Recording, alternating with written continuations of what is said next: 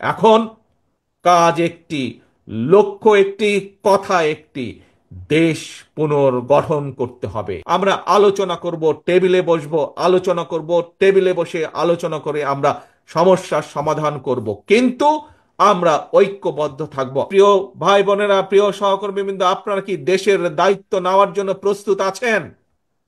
দেশের দায়িত্ব, দেশকে পুনর্গঠন করার জন্য প্রস্তুত আছেন? আছেন, ধন্যবাদ। সকলকে ধন্যবাদ।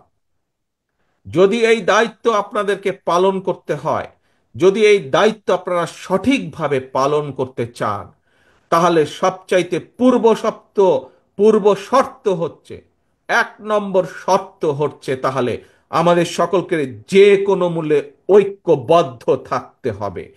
যে কোনো মূল্যে আমাদের বিএনপির প্রতিটা নেতাকর্মীকে আমাদের ঐক্যবদ্ধ থাকতে হবে এবং ঐক্যবদ্ধ থেকে দেশের মানুষকে দিক নির্দেশনা দিতে হবে, দেশের মানুষকে পথ দেখাতে হবে, যে পথে আমরা গেলে দেশের সমস্যার সমাধানগুলো করতে পারবো।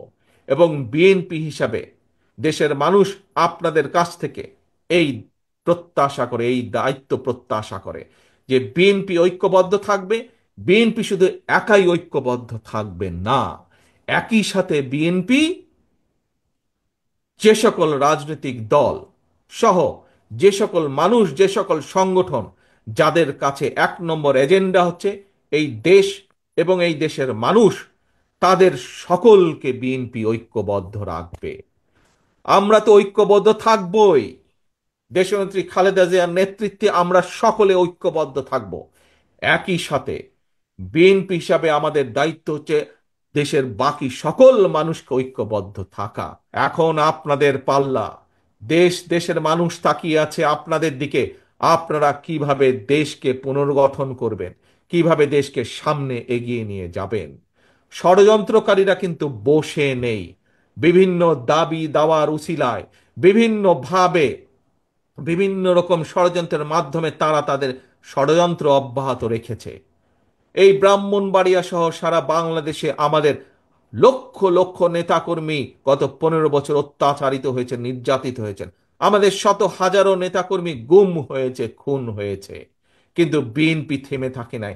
বিএনপি জনগণকে সাথে নিয়ে, মানুষকে সাথে নিয়ে আন্দোলনকে এগিয়ে নিয়ে গেছে। আলহামদুলিল্লাহ, বাংলাদেশের জনগণ ঐক্যবদ্ধভাবে, একত্রিতভাবে গণ অভ্যুত্থানের মাধ্যমে 5ই আগস্ট স্বৈরাচারকে বিদায় করেছে।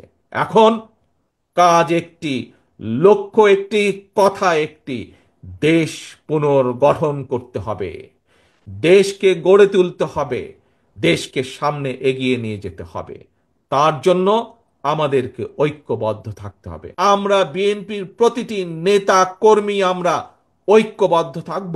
কোনো সমস্যা হবে, কোনো বিষয় থাকবে, আমরা আলোচনা করব, টেবিলে বসবো, আলোচনা করব, টেবিলে বসে আলোচনা করে আমরা সমস্যার সমাধান করব, কিন্তু আমরা ঐক্যবদ্ধ থাকব। আজকের সম্মেলনে এটি হোক আমাদের প্রথম প্রতিজ্ঞা। কি আমরা এই প্রতিজ্ঞা নিতে পারি? আমরা যে কোনো মূল্যে আমরা ঐক্যবদ্ধ থাকব। আসুন, এটিই হোক আমাদের আজকের প্রতিজ্ঞা, এটিই হোক আমাদের আজকের শপথ। মনে রাখতে হবে, ঐক্য, ঐক্য, ঐক্য, ঐক্য ছাড়া কোনো কাজ আমরা সফল হতে পারবো না। এবং আরেকটি গুরুত্বপূর্ণ বিষয়, সেটি হচ্ছে যে কোনো মূল্যে আমাদেরকে জনগণের পাশে থাকতে হবে, জনগণকে সাথে রাখতে হবে।